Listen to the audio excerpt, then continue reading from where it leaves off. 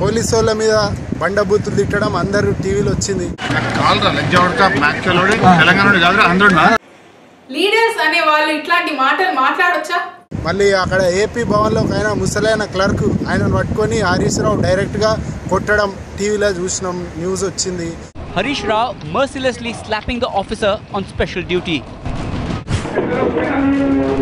కేటీఆర్ గారు ఒక పోలీస్ ఆఫీసర్ని తన నోటికి వచ్చిన రీతిలో మాట్లాడారు.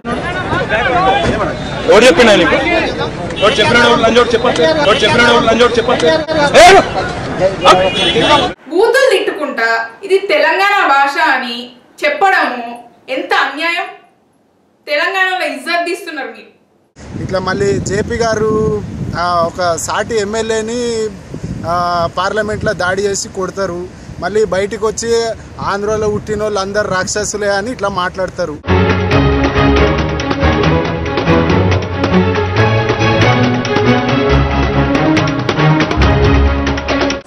ఈరోజు జరిగిన సంఘటన తర్వాత మీకు కోపం రావటం లేదా?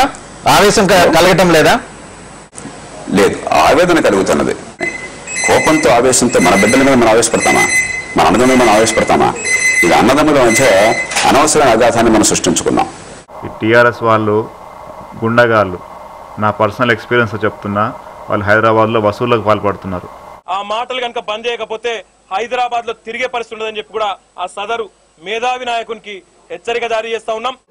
తెలంగాణ మీ జాగీర్ అనుకుంటున్నారా? లోక్సత్తా వాళ్ళు తెలంగాణకు వ్యతిరేకమని ఒక దుష్ప్రచారం చేస్తున్నారు. అది కరెక్ట్ కాదు.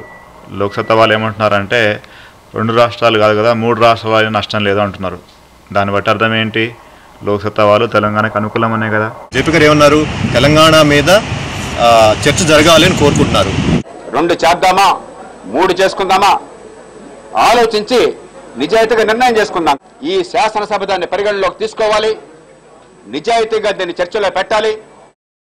మీరు సమైక్యవాదులైనా తెలంగాణవాదులైనా గమనించాల్సింది ఏంటంటే మన ఆకాంక్షలు ఈ కేసీఆర్ లగడపాటి లాంటి డ్రామా ఆర్టిస్టుల వల్లనో లేక కేటీఆర్ హరీష్ రావు లాంటి చిల్లర రాజకీయ నాయకుల వల్లనో నెరవేరుతాయనుకుంటే అమాయకత్వమేనండి. చూస్తున్నారు కదా టీఆర్ఎస్ రౌడీజం. రేపొద్దున తెలంగాణ వచ్చినాక వీళ్ళకి మాత్రం ఓట్లేసి నేతలు లీడర్స్ అన్ని గెలిపించకండి.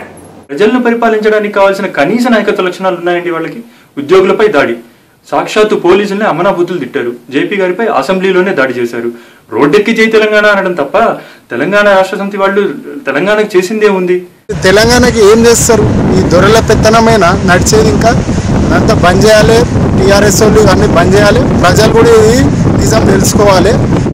తెలంగాణ డెవలప్మెంట్ గురించి వీళ్ళకి అస్సలు పట్టి లేదు. ఈ తెలంగాణ గూండాలకు మనం ఓట్లేసి వాళ్ళు గెలిపించి లాభం ఏం లేదు. లోక్సత్తా పరిష్కారాలు ఎప్పుడు ప్రజల పక్షాన్ని నిలిచాయి కానీ పార్టీ స్వలాభాల పక్షాన కాదు. టీఆర్ఎస్ నాయకులు నైతిక బాధ్యత తీసుకుని వెంటనే జయప్రకాష్ నారాయణకి చంపలేసుకుని క్షమాపణ చెప్పకపోతే మేము ఊరుకునేది లేదు. ఇప్పుడు ఒక్కరే ఉన్నారు జయప్రకాష్ నారాయణ గారు. వచ్చే అసెంబ్లీలో 294 జయప్రకాష్ నారాయణతో మేము రాబోతున్నాం, మేము తీసుకురాబోతున్నాం. ఢిల్లీలో ఆంధ్రప్రదేశ్ లో ఢిల్లీ లాంటి మార్పు రాబోతుంది. కళ్ళప్పగించి చూడండి. మేము ఇస్తున్నాం సవాల్, తీసుకోండి ఈ సవాల్. ఈ రోజు ఒక పోలీస్ ఆఫీసర్ అయినాడు, తర్వాత ఒక ఎమ్మెల్యే అయినాడు, లేకపోతే మనం అవ్వచ్చు, మన బిడ్డలు అవ్వచ్చు. ఇప్పుడు గనక మనం గళ్ళం ఎత్తకపోతే మనకెందుకు లేని మనం సైలెంట్గా ఉంటే కనుక వీల్ పే హెవీ ప్రైస్. ఇప్పటికన్నా కళ్ళు తెరిద్దాం, ఎదిరిద్దాం వీళ్ళందరూ. ఓటేసేటప్పుడు జర ఆలోచించి మంచి నాయకుల్ని ఎన్నుకోండి. ప్రాంతాలు వేరైనా రాష్ట్రాలు వేరైనా ప్రతి భారతీయుడు కోరుకునేది ఒక సమర్థవంతమైన ప్రభుత్వం. అది లోక్సత్తా వల్ల సాధ్యం. లోక్సత్తాకే మన ఓటు.